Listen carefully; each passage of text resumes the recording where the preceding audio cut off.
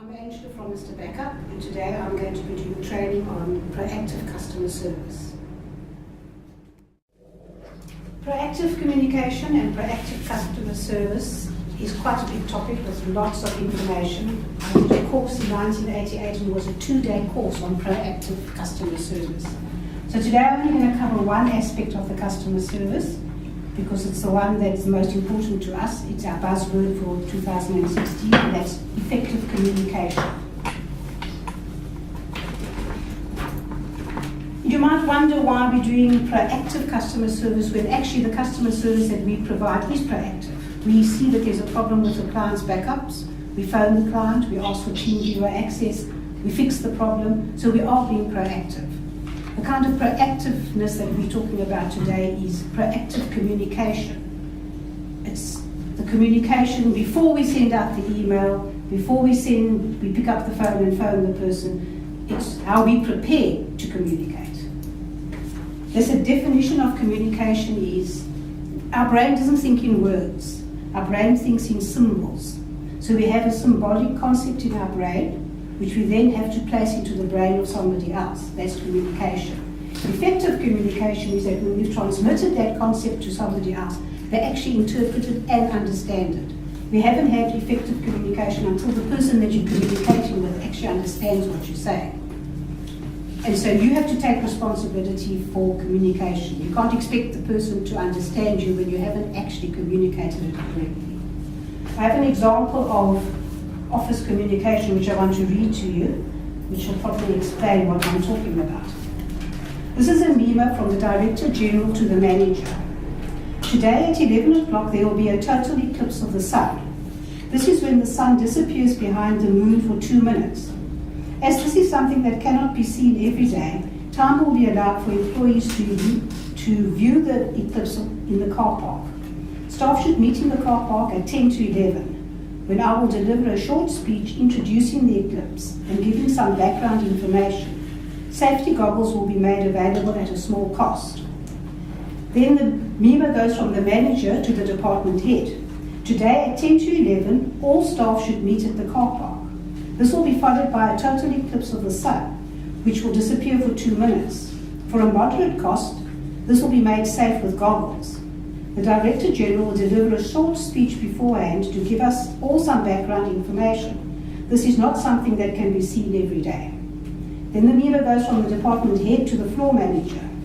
The Director General today deliver a short speech to make the sun disappear for 2 minutes in the eclipse. This is something that cannot be seen every day.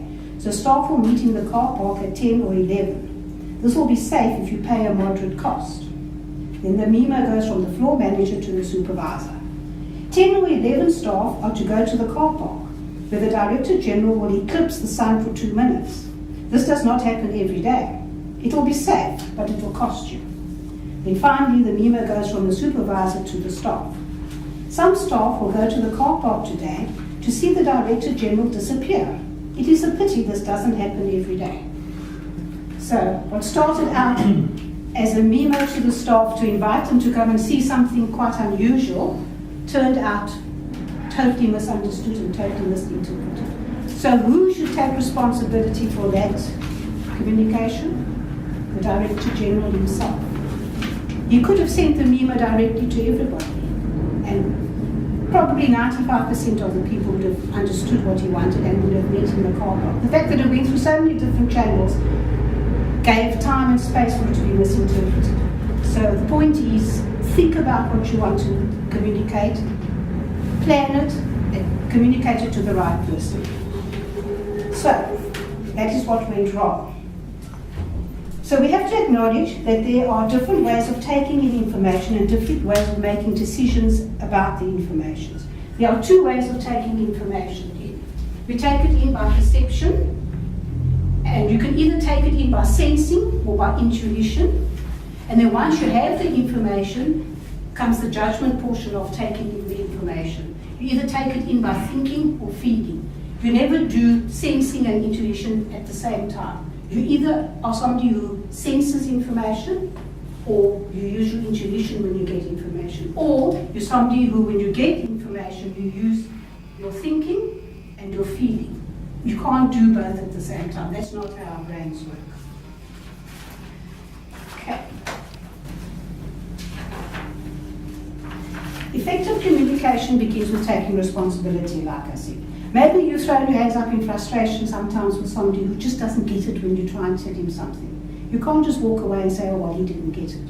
You've got to take the responsibility. And if somebody doesn't understand what you're saying, just try again, try a different method.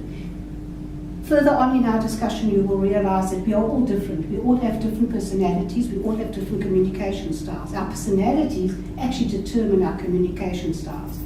So later on, we will discuss what your communication style is based on what your personality style is, and what your personality actually is. Okay, the steps of communication. There are 7 steps of communication. And the greatest communicators in all time weren't great because of the words they used. They were great because of how they used their words, how they communicated, whether they got their concept across to the other person. The 7 steps of communication is, first of all, the concept, the plan in your brain, what you decide that you want to communicate. Then how your brain encodes it. Then you send it, how you send your communication. Then on the other side is the receiving of the communication. That person's brain decodes it again, that person's brain interprets it, and then you get the feedback to the person that sent the communication. And in between all those steps are gaps for confusion and misunderstanding. Okay, here I have a small example of really poor communication, the way it shouldn't be done. This is from a director to the sales manager. There's no greeting to this email. It's not dear Kim, dear Liesel. It just says, again, exclamation mark, exclamation mark. We are back to hi David. Will you please address the customers as Mr. exclamation mark, exclamation mark. As I've asked you before, question mark, question mark, question mark. This guy doesn't know you from a bar of soap, and even if you have spoken to him, show some respect, exclamation mark. He's going to be a customer. He's going to pay our salaries, exclamation mark.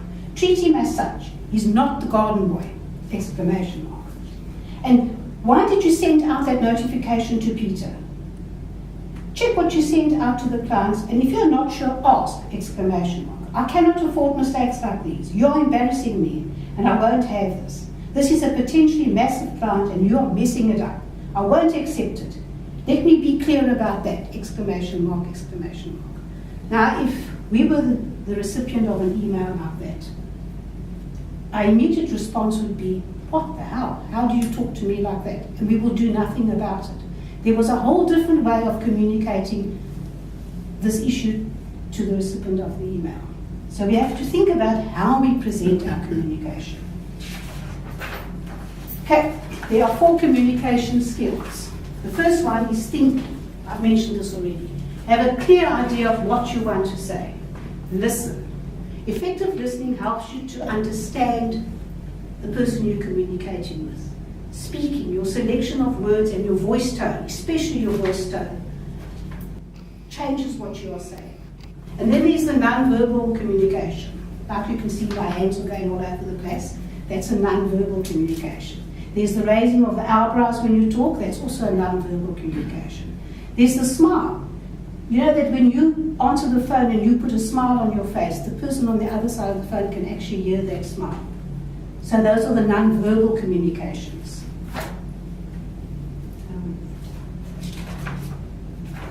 Okay, there are a couple of rules when you communicate. I don't think you can see this, I'm going to read them to you. Your unconscious mind is your most important ally. Research shows that 93% of communication happens at an unconscious level. To become a superior communication, transmit correct voice tones and body language. It's not about you. Our tendency is to talk about ourselves, but the most effective approach is to talk about what interests other people. If it's not working, try something else. It is more important to be successful than to be right. That's a really important point to note. You want to be successful when you communicate. When you communicate with the customer, you want success. You don't want to have won the battle. You actually want to have won the customer. Speak to people. smile at people, learn to listen, relax, clarify and empathize.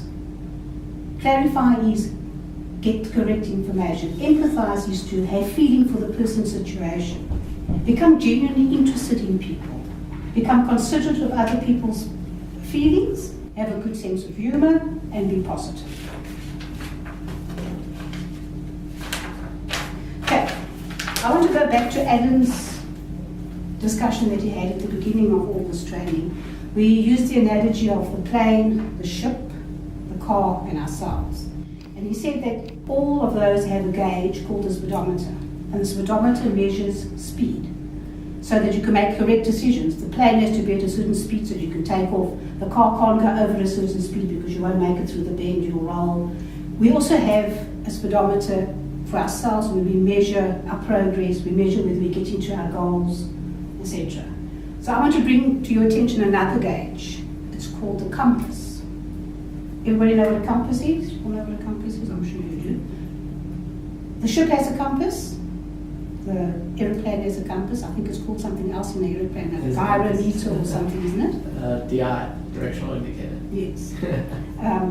The car with your GPS has a compass, and of course we have an internal compass. Now the compass works on a magnetic situation. Do you know that a compass always tells you where north is? Because of the magnetic pull of the earth, the compass will always swing to north. So you'll always know where north is. If you know where north is, south has to, if I'm facing this way and the compass is showing me this is north, south has to be there, east has to be there, and west has to be there. So as long as you know where north is, you can work out which direction you want to go in. Now we also have an internal compass that also always points to north. And that internal compass is our personality. We were born with an internal compass. And yes, religion, environment, family, circumstances do affect your internal compass and do affect your personality. But basically, we all have our own basic personality, and we always revert back to that personality. So no matter where you go, you always revert back to who you are. And this is not something that's just been developed over a couple of years.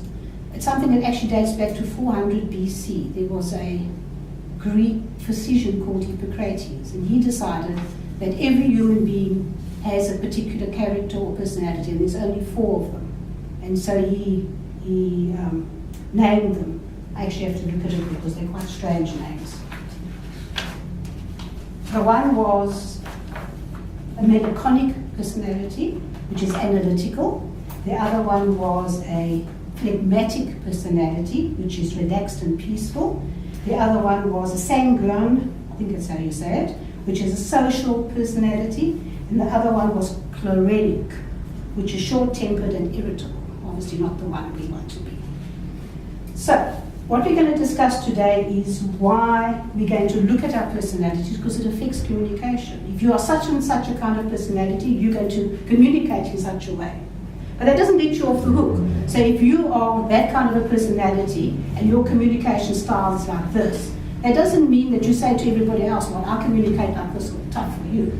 We actually, like the compass, can swing east, west, north, south, so can we. We can accommodate each other's personalities when we communicate. Yes, we'll always revert back to who we really are inside, but to communicate effectively, you've got to be able to take in other people's personalities and understand their communication styles so that you can get on with them. After all, we don't want to not get on with people in the office. We want to get on with our client. So we're going to have a look at our different personalities. I don't know if you've seen this little thingy here. That's how girls communicate, they say. Okay, we checked it out. When girls check each other out, they check out what they're wearing, they check out what colour their hair is, they check out whether they've seen the outfit on that person before. They're taking a whole lot of information. There isn't a difference in the personalities between girls and boys. This is just a little illustration to show how people see different things. If you turn the page, you'll see how guys communicate. Quite simple and easy. But actually it's not so. You communicate according to your personality and your communication style. So let's just go. So the question is, what is your personality? I gave you all a quiz to do. Some of you did, that's why you've actually got a folder with the information regarding the answers that you gave. I went and put that into a website. This wasn't the normal Facebook kind of, you know, whoosh. If you were a cat, what would you be? This is actually a system that's been developed by philosophers and psychiatrists throughout the years. After Hippocrates came a guy called Carl Jung, and he also divided the personalities up into different personalities. He had went into more depth than Hippocrates, obviously. We can discuss those. And then there's also another person called Myers-Briggs, who has taken it even further, and she's got 16 personality types. So she's broken the original 4 up into 16 personality types. And you can go online and do the full report and get 36 pages of what your core personality is. But then you've got to pay, obviously. And just while we're talking about the compass, something I wanted to mention as well. In the ISD, we also need a compass, I believe, because the compass shows us in what direction we're going to move, and the compass brings us back to true north. What is going to be the ISD's mission statement? That can be our compass for the year. So I want you guys to go away and think about a commission statement for the ISD related to proactive customer service. One I saw the other day is, I will never let my customer down. So, you know, every time there's an issue and the customer's not happy, think of it.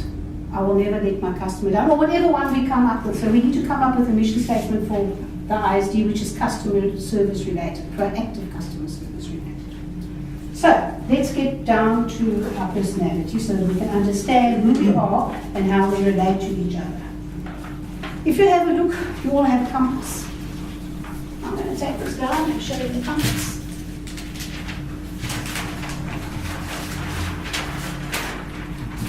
Easy to see up here.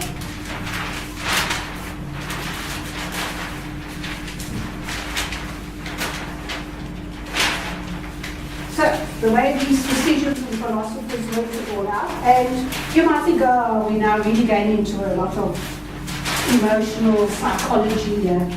But believe it or not, I did 3 of these tests, and I came out green, hence the green. And Jessie, can we use you as an example too? When I did Jessie's one, it was spot on in my mind. So let's have a look. Okay, we have, first of all, the introvert. You either are introvert or you're extrovert. Okay, so we have on the one side of the compass the introvert, and the other side of the more extrovert. But what you must understand is that just if you are green, it doesn't mean that you don't have traits of the blue, the red, and the yellow. We all have traits from all of these, but we have a core that we are. So when I did one of these things, you would find you come up with a dominant one. So you would be dominant blue, but then secondary you would be red, thirdly you'll be yellow, fourthly you'll be green. Okay. So the personality of the green, which is informal, considerate, and caring. They call the connectors. And connectors are democratic. They use intuition. Like I showed you, we have the different ways of taking in information. They use feeling. They are idealists. And their motto is, no act of kindness, no matter how small, is ever wasted. And that's the same from Aesop. They're also considerate, but they have some bad communication issues which needs to be worked on. They beat about the bush. They give big, long stories instead of just sticking to the facts. They also over-apologize. They take things personally. And they often mistake intensity for anger and hostility. And they also use emotional appeal. So those are the communication skills of the green guys that they actually have to watch out for. It's not negative, it's just the way they communicate. If we go to the reds, which are the fiery reds, they're called planners. They're responsible, they use the sensing, they're rule-abiding. Their philosophy is you cannot escape the responsibility of tomorrow by evading it today. Abraham Lincoln. They have a strong sense of right and wrong. They have an innate desire to organize the world. They are must-do, got-to-get-done people. Those are the reds. But their communication issues are They're a bit closed-minded to change. They get stuck on specifics, and there's a bit of martyrdom and complaining that nobody else does it right except them. So it reds. Then you get your yellows. Your yellows are the extroverts, right here on the extrovert side. They're called movers and shakers. They are playful, they are bold, they have good motivation skills, they are light-hearted. Their favourite saying is, if you follow the rules, you miss out on all the fun. Catherine Hepburn. Movers have the innate desire to squeeze the juice out of every moment. They are yellow. And their communication issues are, they interrupt while you're talking, they're ready, fire, aim, bulldozing intensity, self-centered, but they can multitask. Cool blues, on the introverted side again, they have intuition. Their way of dealing with things is thinking. They're deep thinking people. Their saying is, the important thing is not to stop questioning, Albert Einstein. They have the innate desire to decipher life's mysteries. That's the blue people. They can be accused in their communication style of data dumping, data diving, which is humour at other people's expense. They also have unreasonable expectations of people, but they live in their head. They're the people that are always in their head. If you try and talk to them, you've got to knock on the door to get their attention.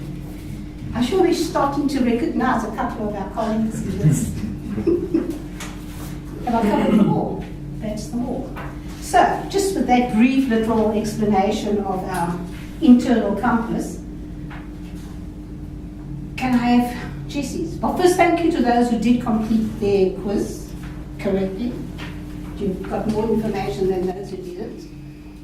So, Jessie is yellow. And Jessie's favourite time is now. And he's a mover and a shaker. Restless and spontaneous. You never get any fun out of things you haven't done. Oscar Wilde. Their core value is freedom, and their internal compass is up for adventure. Movers seek active participation, a variety of experiences, and plenty of sensory stimulation. Their desire to be self-reliant and cherish their freedom shows early in life. Movers do have some frustrations. Movers like to take a chance or risk or trying new things when the urge hits them. They can struggle with waiting and get bewildered when others delay action, operating from the assumption that people are just as motivated as they are to get the show on the road. Rules seem to be more like suggestions or guidelines to them. They want to be able to operate at lightning speed without being bogged down by protocol. Movers are annoyed by slowness and waiting. Then, with Jesse's profile, that was his dominant core. 5 minutes. Okay, then we can finish this. Your secondary personality trait is a connector. You are the connector, which is green. So you have got that aspect to your personality as well. This style generally has a positive attitude and likes to bring out the best in others. And intuitive and peace-loving. They make great mediators and foster unity in groups. Your third character trait, or third side of the compass, is you're inquisitive, you're analytical, and you're innovative. This style strives for competence and questions the status quo. Your fourth character trait, not as dominant as the first one, is the planner. You're conscientious, reliable, and accountable. So now you know. You all have a chance to look at your own. Now you know what your personality is. You can also then find out what your communication style is. And we can have 2016 proactive customer service, effective communication. Thank you.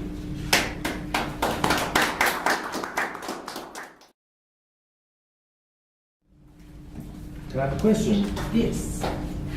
Do you think that 4 quadrants is a reliable or sufficient for an initial evaluation of our personalities?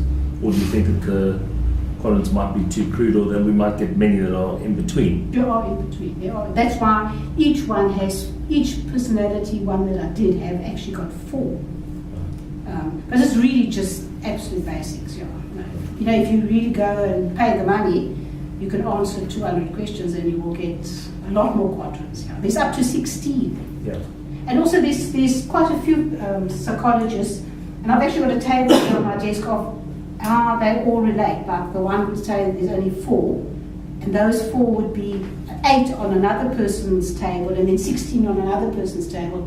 And so depending on how in depth you go, you've definitely got more facets than just 4. And do you think if we all understood our own quadrants, we could get on better as a team? Yes, that's the whole purpose of the Yeah, presentation.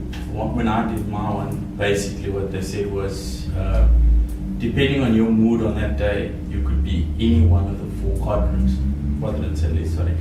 So if you're in a good mood, you would be yellow and green. The next day you could be red and blue. That's why the analogy of the Yeah. compass. The Yeah. compass swings It's all around. times. But according to the philosophers, there is a core. Yeah, You know, I actually thought I was blue because I thought I'm analytical, I'm organized, whatever. And I was quite surprised that I came up as green. And when I thought about it, and blue's my secondary, when I thought about it, the actual me is green. But in a work environment or in a professional environment, I am probably analytical, I do plan, I probably am a bit cooler, but the basic me is the green.